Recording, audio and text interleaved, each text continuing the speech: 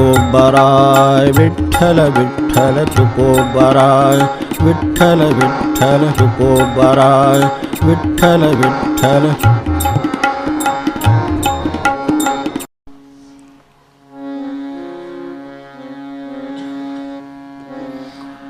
तुकोबाराय विठ्ठल विठ्ठल तुकोबाराय विठ्ठल विठ्ठल तुकोबाराय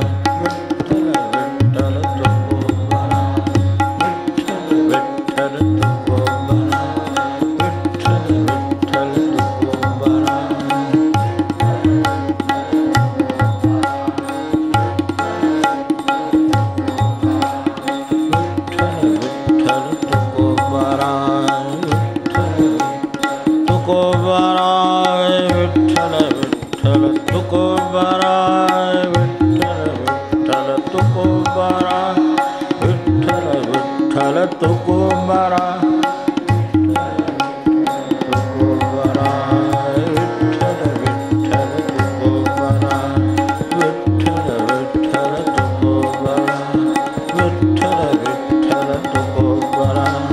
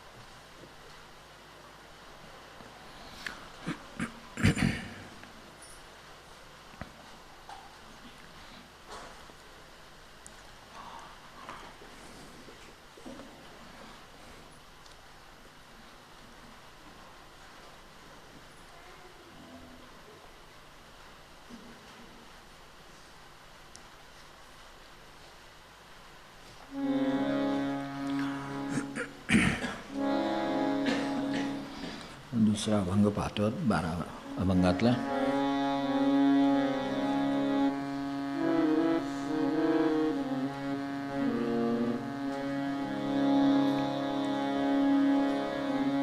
अहर्निशि सदा परमार्थ करावा अहर्निशि सदा परमार्थ करावा पायन ठेवावा आडमार्गे पायन ठेवावा आडमार्गे आडमार्गे कोणी जन जे जातील आडमार्गे कोणी जन जे जातील त्यातून काढील तोची ज्ञानी त्यातून काढील तोची ज्ञानी तोची ज्ञानी खरा कारी दुर्जयासी तोची ज्ञानी खरा कारी दुर्जयासी वेळोवेळा त्यासी शरण जाये वेळोवेळा त्यासी शरण जाये आपण तरेल नव्हे ते नवल आपण तरेल नव्हे ते नवल कुळे उद्धरील सर्वांची तो कुळे उद्धरील सर्वांची तो शरण गेली आने काय होते फळ, शरण गेली यान काय होते फळ. तुका म्हणे कुळ उद्धरिले, तुका म्हणे कुळ उद्धरिले. अहर्निश सदा परमार्थ करावा, अहर्निश सदा परमार्थ करावा.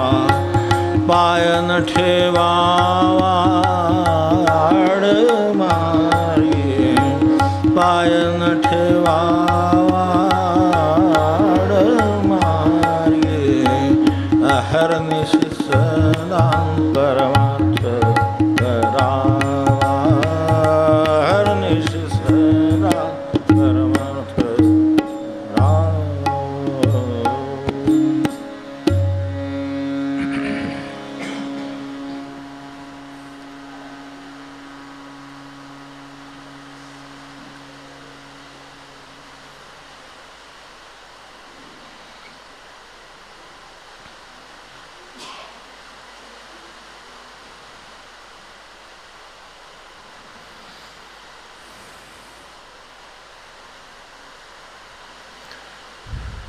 हे ऐकू येणार का बघा तेवढं. ते पाऊस जर ऐकत बसलो शांतपणे आणि जेव करत बसलो तरी चांगलंच आहे, नुसतं विठ्ठल विठ्ठल म्हणत बसलो तरी चांगलंच आहे. पण ह्यातलं काही ऐकू जाते का तिकडे शेवटपर्यंत काही जात असलं तर बोलू. बघूया पुढे आहे अडचण आहे जरा ऐकण्यात. काय असेल तर काय अभंग चालू आहे आपलं ते.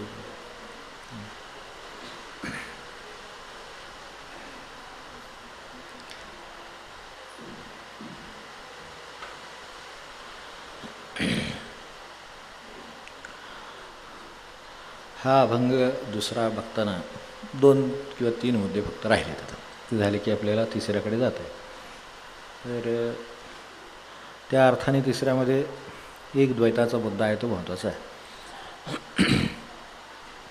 यात राहिलं काय तर आडमार्गी कोणी जन जे जातील त्यातून काढील तोची ज्ञानी. आता पाय न ठेवावा आडमार्गी याचा सरळ सरळ भावार्थ असा की आडमार्ग आहेत आणि पाय ठेवता येतो. नाहीतर मार्गावर असं उल्लेखच केला नसता. जी गोष्ट नाहीच तर तिचं आपल्या कल्पना पण मनामध्ये येणार नाही आणि तेही आपल्याला सावध करणार आहेत. दोन्ही गोष्टी खऱ्या आहेत. तेव्हा त्यांना ज्या अर्थी ते असं वाटते की आडमार्गी कोणी जे जन जातील किंवा पायानं ठेवावा आडमार्गी याचा अर्थ पाय ठेवला जातो आणि तो जाणार हे गृहीत धरून ज्ञानानं हे काम सातत्यानं सांगितलेलं आहे. त्यातून काढील तोची ज्ञानी. तेव्हा आता खरं तर ह्याच्यात आता सत्वरजतमाचा उल्लेख केलेलाच आहे. रजाला जर कामाची दिशा सात्विक असेल तर रज हा सरळ मार्ग आहे. फक्त तो जरा वेगवान आहे एवढंच. खूप काहीतरी करावंसं वाटत असतं. मी करावंसं वाटत असतं म्हणजे म्हणण्यापेक्षा करतात प्रत्यक्ष. ते करावंसं वाटत असतं वगैरे ते आपल्याला जसं साधारण खूप करावंसं वाटतं वगैरे त्यापैकी आहे ते नको. जे प्रत्यक्ष करतात ते रजोगुणी आहेत. ते प्रचंड कार्य करत असतात. पण त्याला दिशा भगवंताची असेल तर तो मार्ग वेगाचा आहे आणि तो काही वाकडा नाही, सरळ आहे. कारण ते स्वतःही शेवटी तिथे जातात आणि जे कोणी त्यांच्याबरोबर जातील त्यांनाही घेऊन जातात. पण शेवटी जाताना शेवटी मार्ग सत्वाचा असला ते देवाच्या दारात परीक्षा आहे तिथं मात्र सगळ्यांचीच होते. कारण शेवटी किती वेगाने आलो असलो तरी देवळाच्या दारात तितक्याच वेगाने जाऊन देवाला आदळता येत नाही. देवाच्या तिथे थांबावं लागतं. रजोगुणाला शेवटी सत्वगुणाला शरण जावंच लागतं आणि शेवटी म्हणावं लागतं की बाबा मला आत घ्या. आता इथून पुढं पायरी आहे त्यामुळं तिथून पुढं चौकट आहे त्याच्यातून आत जायला हे करावं लागतं. आता राहील काय तर रजोमार्गाला जर ही दिशा नसेल तर त्याचा आडमार्ग होतो. कारण एकदा आपल्याकडे पशूंच्या भाषेमध्ये हे कळणं कदाचित सोपं असेल की आता समजा एखादं पशु चालला आहे, बैल चालला आहे समजा, काय म्हणजे चालली बैल चालला आहे तर तसं त्याला चालायला वाट आपण वाटेनंच घेऊन जात असतो ना. म्हणजे ते वाट आहे म्हणून आपण त्याने घेऊन जातो आहे. तर आता ही सरळ वाट आहे खरं म्हणजे. पण तो तसंच जाईलच असं नाही. जाता जाता तो इकडं काहीतरी ओलं दिसलं तिकडे तोंड घालेल, तिकडे काहीतरी झुडूप दिसलं तिकडं तोंड घालेल. शेळी असो नाही तरी पाहिलं गुणधर्म शेवटी सारखाच आहे. शेळीसुद्धा इकडे तिकडे जाऊन मध्येच चरळ येते. आता ती चारायला नेतात त्यावेळेला अशी बाबा काही फलटण चालली शिस्तीनं आणि अशी सगळी एका मागोमाग एक वगैरे त्यांना दिलेल्या नंबरप्रमाणे वगैरे रांग न मोडता वगैरे काही अपेक्षा करतो का आपण? जातील तशी जातील इकडनं. ते त्यांच्याकडे एक मोठी काठी असते, फक्त एकदम एका वेळा 8-10 आत सरकवत असतात बघा. ते एकदम 8-10 मागं सरकवतात तरीसुद्धा त्या गाडीवाला जर मागे असेल तर त्याला पुढे जाता येत नाही, कारण ती एवढी फलटण सरकवायची कडेला. कारण तिच्याकडे ही बुद्धी नाही ना की हे सरळ आहे, आड आहे, मागं आहे, पुढं आहे, हे काही भान नाही आहे. त्यामुळे तिथं तेवढंच विपरीत आहे. मग ही बाजूला जाऊन जरा काहीतरी त्यातलीच एक 2-4 बाजूला काहीतरी दिसतं. मग ते हिरवगार दिसलं की गेली तिकडे, ते हे दिसलं की काय त्यांना खाण्यासारखं गवत दिसलं की गेली तिकडे. हे त्यांचं काय होतं, ते बाजूला जाणं आहे, ते आडमार्ग आहे. आता ठीक आहे, त्यांचा पोटाचा प्रश्न आहे, कदाचित आपण सोडवू शकत नसेल तर ते सोडवत असतील असं समजू आपण. पण हे तेवढ्यापुरतंच आहे आणि त्यांना लागू आहे. हा मिळेल तर म्हणेल, जो भगवंतावर अवलंबून आहे तो म्हणेल मी कष्ट करायचे ते केले, आता तुम्हाला उपाशी ठेवायचं आहे, एकादशी घडवायची का द्वादशीचं पारणं करायचं आहे, आता तुम्ही ठरवायचं. असा भगवंताशी संबंध आहे. भगवंत म्हणतो तू राहायलाच नाही एकादशीला, आता तुला द्वादशीला तुझं पारणं करायचं काम माझ्याकडं. पण ज्यांनी एकादशी केली असेल त्याला.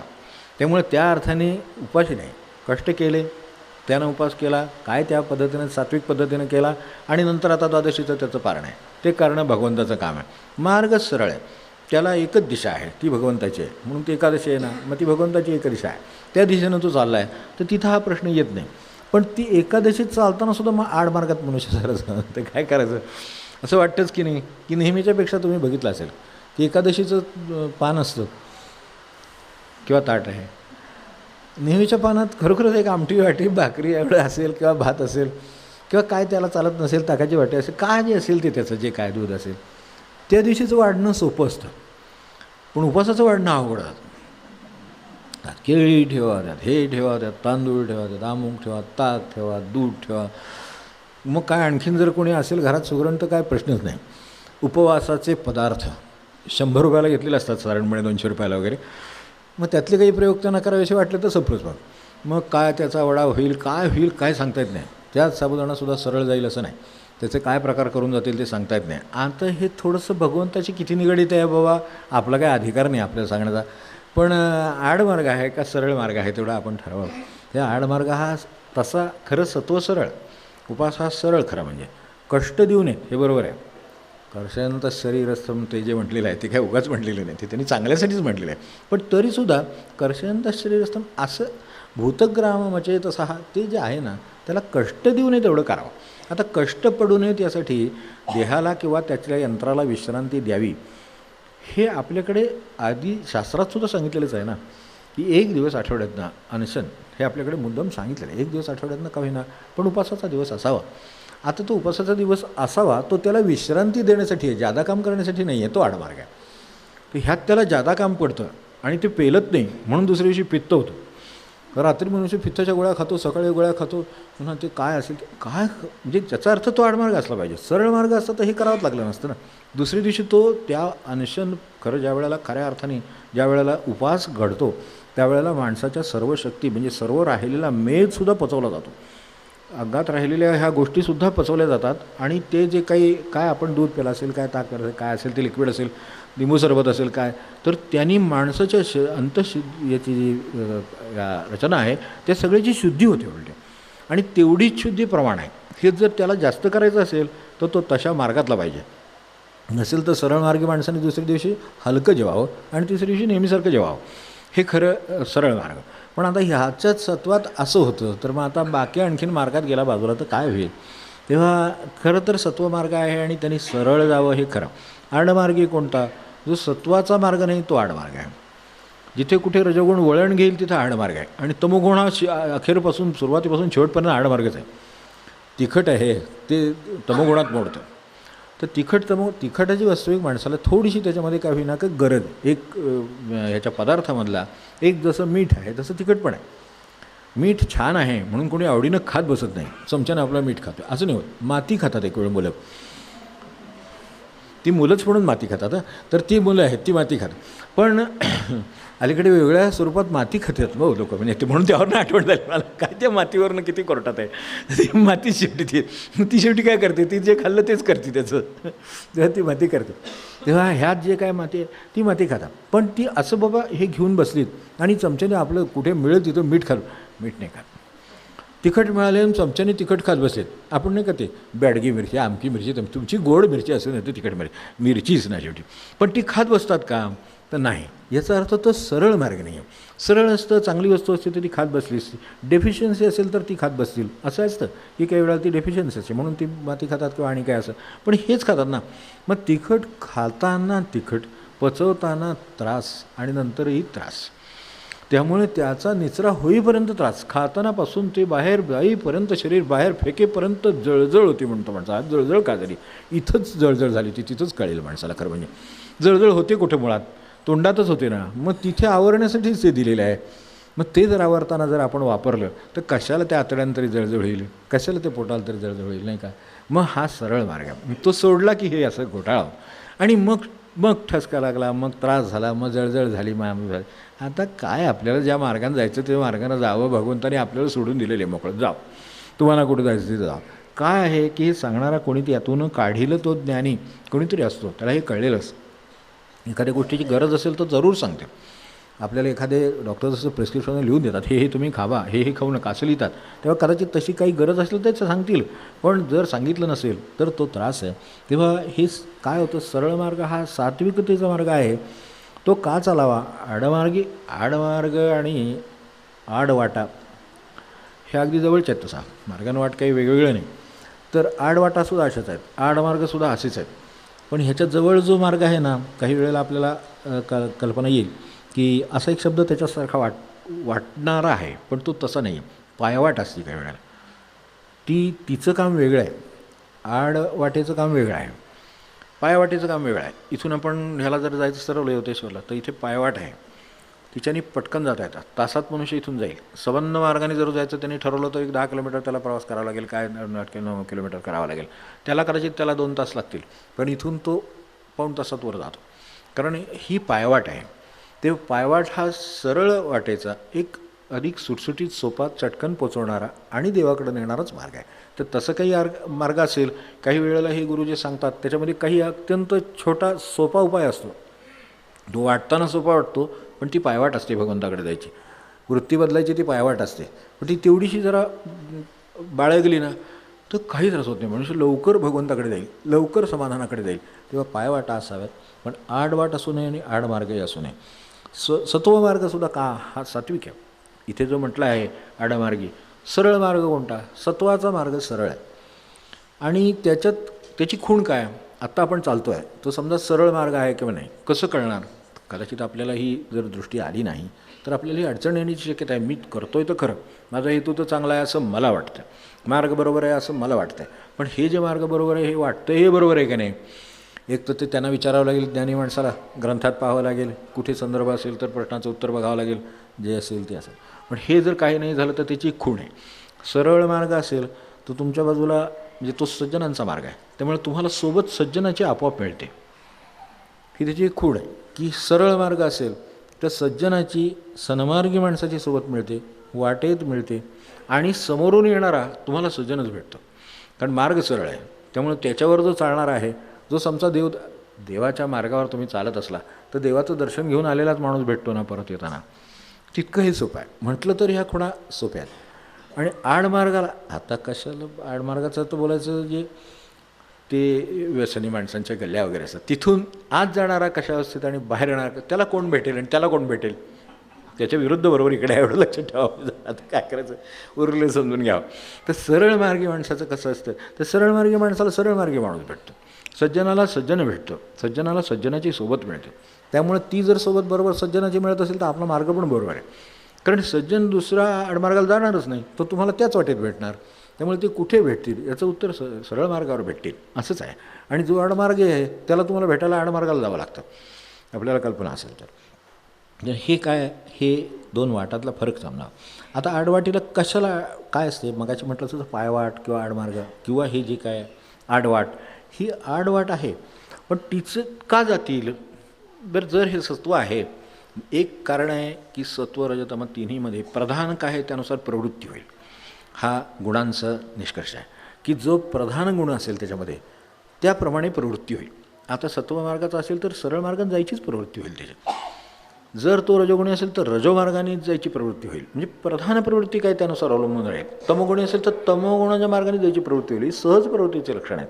तर यावरनं आपण ओळखावं की ते तसं काय हे एक कारण झालं. मग आड आणि सहज सरळ हे प्रश्न उद्भवत नाहीत. त्याच्या दृष्टीने तो मार्गच आहे असं वाटतं. हे एक. दुसरी गोष्ट म्हणजे ही आडवाट तशा तऱ्हेनं मनुष्य जर ही आडवाटच आहे तर आपण आडवाटेला आणि त्रासाला कोण जाईल. त्याला कोणीतरी नेतं म्हणून तो जातो. कोणीतरी खेचल्याशिवाय मनुष्य आडवाटेला जाणार नाही. सरळ मार्गाने जन्म सगळे एकाच सरळ मार्गाने जन्माला आलेले त्यांच्याबरोबर सत्वरजतम आहे. त्यामध्ये सत्वाचं महात्म्य आहे. अज्ञानामुळे मनुष्य आडवाटेला जाऊ शकतो कारण त्याला माहीत नाही ही आडवाट आहे म्हणून जाऊ शकतो. हे अगदी मूलभूत आणि ते शेवटपर्यंत असलेली गोष्ट आहे. तर अज्ञान म्हणून ज्ञानावर एवढा भर आहे. तोची ज्ञानी खरा तारी तुझी असे. ज्याने अहर्निशी परमार्थ केला तो ज्ञानी असतो. त्याला कळतं की अरे हा आडमार्ग आहे. पण आपली विचारायची प्रांजळता असेल तर तुम्हाला हे उत्तर मिळेल. आपल्याला जर आपल्याला हवं असेल ते उत्तर हवं असेल तर नाही मिळणार. मग तो म्हणेल छान आहे, चाललं आहे, चांगलं आहे. चांगलं आहे नाही त्याला विचारा हे चांगलं आहे का खरोखरच. नसेल तर मला सांगा हे चांगलं आहे का नाही. नसेल तर ते जर विचारलं असेल तर तो आपणहून सांगेल की नाही हे चांगलं नाही आहे. हे त्याच्याकडून येईल. पण केव्हा येईल. माझं बरोबर आहे का नाही याविषयी मला शंका आली तर. जर माझं बरोबर आहे अशी मला शंका आली तर तुम्हाला ज्ञानाकडून सुद्धा उत्तर सरळ मिळणार नाही, गुरुकडून सुद्धा सरळ मिळणार नाही. तो म्हणेल याला सांगून उपयोग नाही आहे. तर त्यावेळेला आपण मागे थांबलेलं बरं. तर आडवाटीला नेतं ते अज्ञान नेतं माणसाला एक. दुसरी गोष्ट आहे आडवाट सोपी वाटते असे काय. सरळ मार्ग चालायला कठीण वाटतो कारण सरळ मार्गामध्ये असं आहे महिनाभर कष्ट करायचे आणि महिन्याने ठरलेला पगार हातात घ्यायचा. कष्ट जास्त पडतात.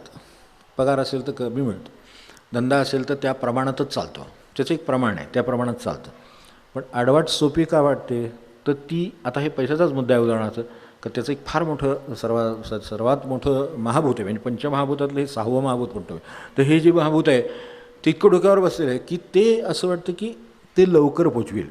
इकडे कमी कष्ट तर आहेत पण ठरलेलं आहे की तुम्हाला 10,000 मिळणार का 20,000 मिळणार का 40,000 मिळणार हे ठरलेलं आहे. तेवढेच मिळतात. मग तेवढे मिळवण्याऐवजी आपल्याला एका महिन्यात 80,000 मिळाले तर मग ती आडमार्गाची भूल आहे. त्याला तसं वाटतं. ती देवाकडं नेत नाही. त्या आळंदीला जायला होत नाही चोराच्या आळंदीला नेते ती. पण ते नंतर कळतं कारण तो आडमार्ग आहे. शेवटी जेव्हा काठी टोचायला लागतात तेव्हा कळतं की अरे हे आपण चोराच्या आळंदीला पोचलो, हे माऊलींच्या आळंदीला नाही गेलो. हे नंतर लक्षात येतं. ते जे म्हणतात ना सोनं दुप्पट करतो वगैरे अजून माणसाला त्याचं आकर्षण वाटतं. म्हणजे किती अनुभव आहेत, किती ठिकाणी येत असतं, माणसं वाचत असतात, सगळं असतं. पण ते माणसाला वाटतंच की नाही आता मला नाही काय सोनं दुप्पट करायची गरज. सोनं दुप्पट करून देतो म्हणून सांगतात. ते त्याच्यावरचं सगळं काढून घेऊन जातात. मग ते पालटून आपल्याला त्यात पाण्यात टाकून काय ते करतात काय काय करतात कोणा ठेव. आपल्याला काय दुप्पट करायची नाही. एकपट नाही तिथे दुप्पट कुठलं करताय तुम्ही.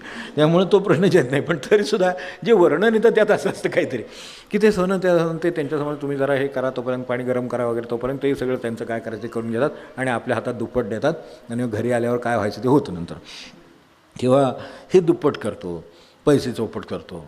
हे काही खरं नाही आहे. तशा चौपट वगैरे होत नसतो. आणि होत असेल तर तो आडमार्ग असला पाहिजे. एकाचा पैसाचं दुप्पट होतो पण त्याला 5-7 वर्ष 10 वर्ष लागतात तेव्हा दुप्पट होतो. त्या काळाच्या परिस्थितीनुसार आर्थिक रचनेनुसार ते अवलंबून आहे. पूर्वी 6 वर्षात होत होता, 5 वर्षात होत होता, आता 7 वर्षात होईल, 8 वर्षात होईल. काय जे असेल कालमानानुसार त्यानुसार ते होईल. जे स्टँडर्ड्स आहेत त्यानुसार ते होईल. स्टँडर्ड सोडून चाललं की आडमार्ग चालला आहे असं समजायचं. मग तिथे चौपट काय 10पटसुद्धा होईल. पण ते जे काय होईल ते आपल्याला हे नोकरी लावतो, अमकं करतो, चौपट पीक काढतो. चौपट पीक कसं निघेल. एका पिकातून जेवढं एकपट पीक निघायचं तेवढंच निघणार. पण चौपट पीक काढतो म्हणलं की मनुष्य काय तुमच्याकडे काय विद्या आहे म्हणजे कशा काढलं. मग कहाल असं आहे ना काय त्यांची काय विद्या असेल ते असेल. पण चौपट करतो, हे करतो, सोनं दुप्पट करतो. हे जे काही सगळे मार्ग आहेत ना हे आडमार्ग आहेत. आणि ते का बुरळ घालतात. माणसाला लोभ आहे ना. म्हणजे मुळात अज्ञान आणि दुसरे विकार हे माणसाला आडमार्गाला नेतात. नाहीतर आडमार्गाला ते नाही नेऊ शकत. मनुष्य खरं शुद्ध जर तोही भगवंतच आहे ना. समजा त्याच्यावर प्राधान्य काय रमोगुणाचं गुणाचं आहे, काय तमोगुणाचं आहे, काय जे असेल ते, पण तो मुळात भगवंत आहे ना. हे मार्ग त्याला जर कळले तर तो नाही का समजू शकणार. पण एक तर अज्ञान आणि दुसरं हे कारण की हे ह्या मार्गानं तुम्हाला येईल. किंवा होतं काय ह्या सगळ्यामध्ये जसं त्या दुप्पट सोन्याचं होतं ते निघून जातात आणि पहिल्यापेक्षा चांगलं चकाकणारं दुप्पट ते हातात ठेवून जातात आणि नंतर ते पहिलंही गेलं आणि हेही गेलं असं होतं. तसं हे चौपट करणाऱ्यांच्याकडे ठेवलं म्हणजे मुद्दलही हातात पडत नाही. स्वतःच्या खर्चानं कोर्ट कचेऱ्या माणसं करत असतात त्यासाठी, हे आपण बघतो. पण मुळात का कराव्या लागल्या, तर मला असं वाटलं की इथं चौपट. मग आता तुम्हाला जर आडमार्गाला गेलात तर मग आता आडमार्गाच्या ठिकाणी जाऊन आता सोडून कोण आणेल त्याच्याकडे जाणं भाग आहे, त्याच्यासाठी पैसे मोडणं भाग आहे. तेव्हा आडमार्गी जन जे कोणी जातील त्यातून काढील तो ज्ञानी. तो त्याला सांगतो सरळ मार्गाने तिथे ठेव, तुला याच्यावर दुप्पटच होईल. 10 वर्षांनी होईल का 5-7 वर्षांनी होईल, पण ती निश्चित होईल आणि मुद्दलासह तुझं जे काय व्हायचं ते व्याज मिळेल. पैशाच्याच भाषेत बोलायचं झालं तर, नसेल तर हे सोनं आहे हे राखून ठेव, तुला प्रसंगाला उपयोग होईल, एवढं बस आहे. त्याचं दुप्पट करायला काय जाऊ नको. तेव्हा असं केलं तर हाती मुद्दलसुद्धा राहणार नाही. त्यातून काढील तोची ज्ञानी हा आपला इथे विषय आहे. तर वेळोवेळा त्याचे शरण जावे, कारण वेळोवेळा हे अज्ञान आणि विकार परत परत उद्भवतात, म्हणून वेळोवेळा जावं लागतं. आपण गेल्या वेळेला पाहिलं की वेळोवेळा का, तर आज मला कळलं पण उद्या मला ते टिकून राहत नाही. त्यावेळेला परत मला मोह निर्माण झाला, तर मी परत त्या सोन्याच्या दुपटीकडे जाऊ शकतो, त्या पैशाच्या दुपटीकडे जाऊ शकतो. पूर्वीच्या काळापासून हे चालत आलेलं आहे. सट्टा बाजार आजची वस्तू नाही. आज त्याला ते म्हणलं जात नाही, ते म्हणलं जातंही, पण त्याच्यापेक्षा इतके बाजार निघाले की त्यामुळे आता हा शब्द मागे पडला. तर त्या सट्टा म्हणजे कशावरनं आठवण झाली मागे मी आपल्याला दामोदर असण्यांचे स्वामींच्या यांचे सुरू झाले साईबाबांचे. तर साईबाबांच्या त्या निर्वाणीचं सखामध्ये असे काय बघा की बाबांची सेवा करत असताना पाय चिपतायत, सेवा करतायत, अगदी शुद्ध मनाने करतायत, सगळं करतायत, पण शेवटी पैसा काही डोक्यातून जात नाही ना. तेव्हा त्यांची सेवा करता करता मनात आलं एवढी सेवा करतोय, हे सेवा म्हणजे केवढी शक्ती आहे, इकडचं तिकडे करतील अशी यांच्या ठिकाणी आहे. तर थोडंसं जर समजा 1-4 पैसे सट्ट्या बाजारात लावले, पूर्वी घोडे बाजार झाले, सट्टे बाजार झाले, किती बाजार झाले, आज ते मधल्या मंडळींची मी नावं घेत नाही, ते सगळे होऊन गेले. तर हे सगळे प्रकार त्यातलेच आहेत. तर त्याच्यातलं त्याच्या मनात आलं सट्ट्यात 4 पैसे गुंतवले, यांची कृपा असली तर काय होईल, एकाचे 10 पट करून देतील, एकाचे 100 पट करतील, असं यांची सत्ता आहे. तर ह्यांना एकदा आपण एक विनंती करून, आपण सेवा करतो एवढी, विनंती करून बघायला काय हरकत आहे, म्हणून विनंती करायचा प्रयत्न केला किंवा मनात आलं की आपण पण यांना हे माहिती आहे की हे काय योग्यतेचे पुरुष आहेत, त्यांच्यापुढे यातलं काही टिकेल का, ह्यांना मागितलेलं आवडेल का, हे काय त्याच्यावर प्रतिक्रिया देतील. तर त्यामुळं घुटमळले, विचारायला घुटमळले. ते घुटमळल्याबरोबर साईबाबा ती सेवा चालू असतानाच म्हणले आपण नाही रे बाबा त्यातून काढील तोची ज्ञानी. अक्षरशः वरमले की हे आपण बोललो नाही तेच बरं झालं, नाही बोललो ते एवढं कळलं, बोललो असतं तर काय झालं असतं वाटलं. त्यामुळं वरमले आणि पुन्हा डोक्यात परत असलं कधी आलं नाही की ह्याचं काहीतरी करावं असं. आपल्याला बरं ते सेवेत होते, त्यांची प्रपंचाची काय जी काही जबाबदारी असेल किंवा ज्यासाठी जे लागणार असेल ते देणारी सत्ता समर्थ आहे. तर ते असताना हे कशाला विचारावं, पण येतो आणि आहे त्याच्यात थोडीसुद्धा त्यांना आजूबाजूला चालत नाही. उदाहरणार्थ अगदी साधी मागे आपल्याला लकुंडे महाराजांचे काका होते विनायकराव, त्यांचं आपल्याला सांगितलं होतं, त्यांना थोडंसुद्धा तसं चालत नाही. थोडंसुद्धा म्हणजे किती चालत नाही. हे विनायकराव असे कोणी विनायकराव नव्हे, ते स्वतः त्या काळातले मॅजिस्ट्रेट होते. त्यामुळं अशा माणसाची ही गोष्ट आहे जी 1900च्या आधीची गोष्ट आहे, म्हणजे आज 2 शतकं झाली या गोष्टीला. त्या काळात मॅजिस्ट्रेट असलेला माणूस रोज आईला आणि वडिलांना नमस्कार केल्याशिवाय आपल्या ड्युटीवर जात नसे. ही त्यांची स्वतःची पद्धत जगण्याची आणि त्यांचं वाक्य किंवा त्यांचा शब्द किंवा त्यांनी सांगितलेली गोष्ट प्रमाण. एक दिवशी ते समोर आले, त्यावेळेला नवं धोतर नेसलेले होते. ते धोतर नेसलेलं होतं ते बघितल्यावर आई सहज म्हणाली, म्हणजे ह्यात काही असं फार मोठं केलं होतं त्याने असं नाही. आता ते मॅजिस्ट्रेट आहेत, त्यांची तशी योग्यता आहे, त्यासाठी प्रमाणे राहिले पाहिजे, हेही खरं आहे, हे सगळं खरं असेल तरी आई काय म्हणाली, अरे विनायक पहिले अजून काही दिवस आले असते त्या माणसांना एवढी कारण आता ती येऊ शकत होती, अशा वेळेला आपण नवीन घेतली आहेत हे आईच्या लक्षात आलेलं आहे. एवढेसे सुद्धा त्यात चालत नाही. तेव्हा त्या पदाची ती माणसं होती, म्हणून त्यांनी ते ऐकल्याबरोबर त्यांनी नमस्कार केला, घरात गेले, जुनं धोतर होतं नेहमीचं ते बदललं, आले, नमस्कार केला, आशीर्वाद घेऊन कामावर निघून गेले. त्यामुळं ते कलेक्टरला सांगू शकले की मला आईने आज जाऊ नको म्हटलं म्हणून मी आलो नाही, काल का आला नाही, यामुळं आलो नाही. तुमचं काय आजारी होता का, नव्हतो, मग तुम्ही का आला नाही, आईने सांगितलं आज जाऊ नको. त्यावेळेला त्यांनी विचारलं नोकरी आमची करता का आईची, काय प्रश्न असतील आणि काय उत्तर. आणि हे इंग्रज कलेक्टर होते त्या काळात, अथाबेन म्हणून कलेक्टर होते. त्यांनी विचारलं नोकरी आमची करता का आईची. ते म्हणले नोकरी तुमची करतो पण तुमच्यापेक्षा आईचे उपकार जास्त आहेत, पाहिजे असलं सर राजीनामा घ्या. हे म्हणायची ताकद कशातून येते, सत्व एवढं प्रबळ असू शकतं की जे एवढ्याशा साध्याशा शरीरात त्यातून काढील तोची ज्ञानी एवढा जर असेल तर हे होतं. आणि हे होणारी आता इथे कुळं उद्धरण्याचा प्रश्न आहे. घेऊया थांब. कुळे उद्धरिलं. आत्ता आपण आत्ताच अभंग झाला आपला ह्याच्या निमित्ताने की संत चरणा विनवित आलो जोडून या हात. तर त्यात म्हटलं राग लोभ कुळे माझे धैर्य टाकिले मी ओझे. राग टाकायला राग आणण्यापेक्षा धैर्य जास्त लागतं. ते धीराचं काम आहे. म्हणजे या अर्थाने जे जे तुकोबांनी म्हटलेलं आहे दुसरीकडे की ही शिळावरील पोळी असं जे स्वच्छ उल्लेख केलेला आहे तो त्यासाठी म्हणला आहे. निवडे तो बळी विरळा शूर. वास्तविक भक्त म्हणजे आपल्याला नेहमी आजळून बसलेला आहे आणि त्याला काय कळत नाही, त्याला काय तो आपला भोळा आहे, अडाणी असं वाटतं. अडाणी नाही, भोळाही नाही. भक्ती करायला फार मोठी शक्ती लागते. एक वेळ प्रपंच चालवायला कमी शक्ती लागेल, पण भक्ती करायला जास्त शक्ती लागते. राग आलो भक्कुळं माझे टाकेले धैर्य टाकेले मी ओझे. ते जे धीर लागतो तर ती कुळं. या अर्थाने कुळं म्हणजे एक कुळं नेहमीचंच आहे, ते आपल्याला माहितीच आहे की काय आईवडीला अमकं तमकं नातेवाईक हे जे काय कुळ म्हणून अमक्याचं घराणं म्हणून ओळखलं जातं वगैरे ते ठीक आहे, त्याच्याबद्दल नाही. मूळ आहे ते हे कुळ आहे. तर ही जी कुळे उद्धरील तर त्यातून आपण तरेल नव्हे ते नभल कुळे उद्धरील सर्वांची तो. आपण स्वतः त्यातून बाहेर पडला. ही रागलोभ कुळाच्यातून बाहेर पडला तो तर बाहेर पडल्याशिवाय ज्ञानी होणारच नाही. त्यामुळं ते होईल आणि त्याच्याबरोबर इतरांनी बाहेर काढेल. तुम्ही येत पुढं रागा. त्याची गरज आहे तो वापरला. घोड्याची गरज असते, गाडीची गरज आहे आजच्या काळात. हे आहे पण आपण घरात नाही नेऊन लावली, ती तिथेच ठेवली आहे. तसं त्याचा वापर आहे त्यावेळेला त्याचा उपयोग आहे. इतर वेळी त्याचा काही उपयोग नाही. ते तिथे असणं एवढाच उपयोग, त्यापेक्षा काही नाही. मग हे जसं त्याचं आहे तसं त्या विकारांचं आहे, सगळ्यांचं आहे. मला गरज आहे तर त्याची गरज आहे त्याप्रमाणे उपयोग आहे, पण नसेल तर त्याची काही गरज नाही. मग हे अशा प्रत्येक बाबतीत म्हणजे आपल्याला मग ते शरण गेली आणि काय होते फळं तुका म्हणे कुळं उद्धरिले. ते जे उद्धार झाला तो या सगळ्या जे रागलोभ कुळं माझे धैर्य टाकिले मी ओझे यात जी सगळं आपली बरोबर घेऊन आलो आहे तर ते त्याच्यात प्रपंच सहावा रिपू समर्थ म्हणले. तेव्हा प्रपंच सहावा रिपूपासून सगळं म्हणलेले आहेत. म्हणजे इतरांनी 6 विकार बांधले, त्यांनी 6वा प्रपंच बांधला. मग त्याला 7वं म्हणू आपण वाटलं तर. पण मूळ मुद्दा कायमच आहे त्याच्यातला की प्रापंचिक मन असतं. ते प्रापंचिक मन आवरणं ही गोष्ट प्रचंड धैर्याची गोष्ट आहे. मन प्रापंचिक आहे, त्याला अशा तऱ्हेचं बाकीच्या सगळ्या गोष्टींची हौस आहे, ती हौस आवरणं, कर्तव्य करणं, याला एक धाडस लागतं आणि एक सीमारेषा त्याच्यातली ओळखावी लागते. मग ती मिरवणूक असेल तुम्ही बाहेर सहभागी व्हाल, तो प्रश्न नाही. एखादा समारंभ असेल सहभागी व्हाल, पण माया नाही त्याच्यामध्ये, कुठे हे नाही, अडकलेलं नाही कुठे. झालं तर ठीक, नाही झालं तरी ठीक, असं ज्याचं आलं आहे आणि जे कर्तव्याचं आहे ते मी करायला तयार आहे, तो त्यातून उद्धरलेला आहे, म्हणजे सुटलेला आहे.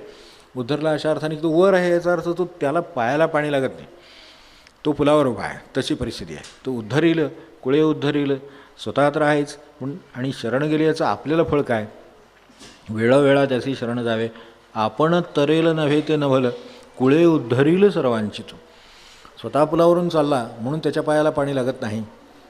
जसे ते ह्या नदीवरती पूल टाकलेला असतो तसं तो पुलावरून त्यांनी स्वतःचा पूल टाकला, उपासनेनं टाकला, निर्धाराने टाकला, कृपेने टाकला, तो वरून जातो. त्यामुळे त्याला या रागलोभांची कशाची बाधा नाही, त्याला ह्या सगळ्याच्या हौसेची बाधा नाही, तो वरून जातो अलगत, ते बरोबर आहे. पण बाकीच्यांना पूल टाकून देतो तो ज्ञानी. त्या प्रत्येकाला त्यांनी पूल टाकून दिलेले आहेत. कोणाला नामाचे दिले, कोणाला ध्यानाचे दिले, कोणाला योगाचे दिले, कोणाचा जो मार्ग ज्याचा आहे आणि तो मार्ग ओळखूनच द्यावं लागतं. साधं रामकृष्ण म्हणताना म्हणायला आपल्या लक्षात असेल की ते म्हणले ते काम सोपं नाही आहे.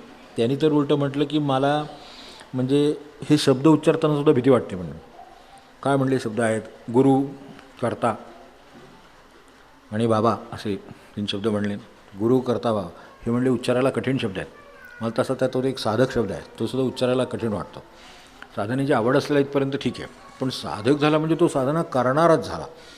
तेव्हा करतो ही भावनाच नाही मुळामध्ये, तोच साधक ना. त्यामुळे म्हणणं पण कठीण जातं. आता कळावं म्हणून आपण हे साधक शब्द वापरतो, पण ते खरे नाहीत, कारण ते काय नक्की होईल सांगता येत नाही आहे. तर त्यासाठी ते सुद्धा शब्द तसे उच्चारायला अवघड आहेत.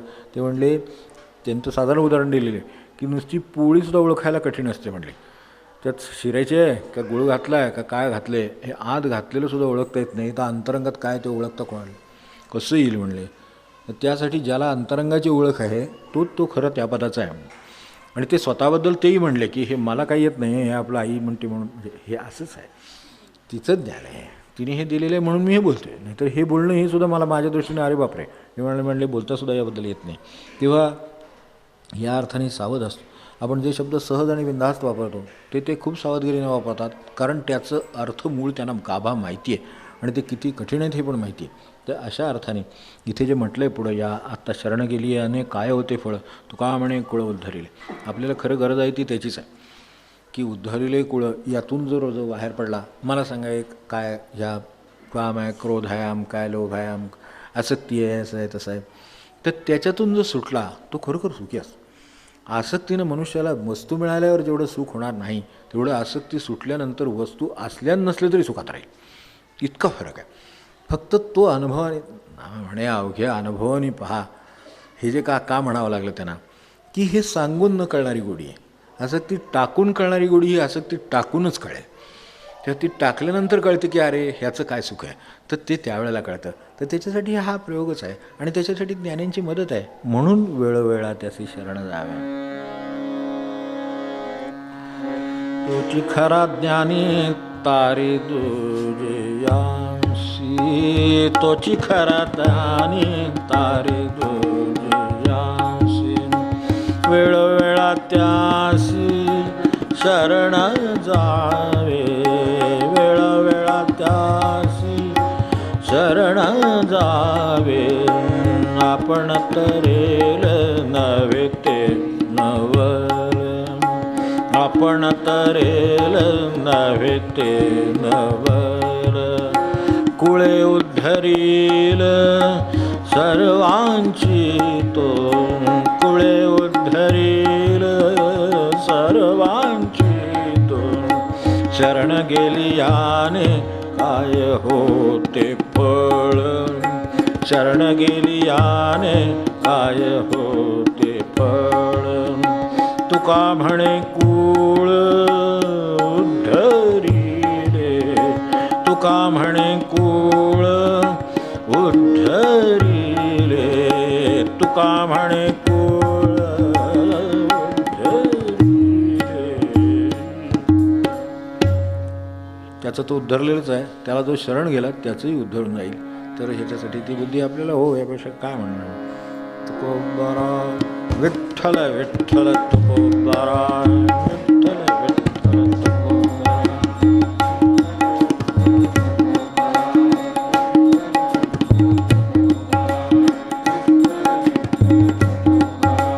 विठ्ठल विठ्ठल तुकोबारा, विठ्ठल विठ्ठल तुकोबारा, विठ्ठल विठ्ठल तुकोबारा, विठ्ठल विठ्ठल तुकोबारा, विठ्ठल विठ्ठल तुकोबारा, विठ्ठल विठ्ठल तुकोबारा.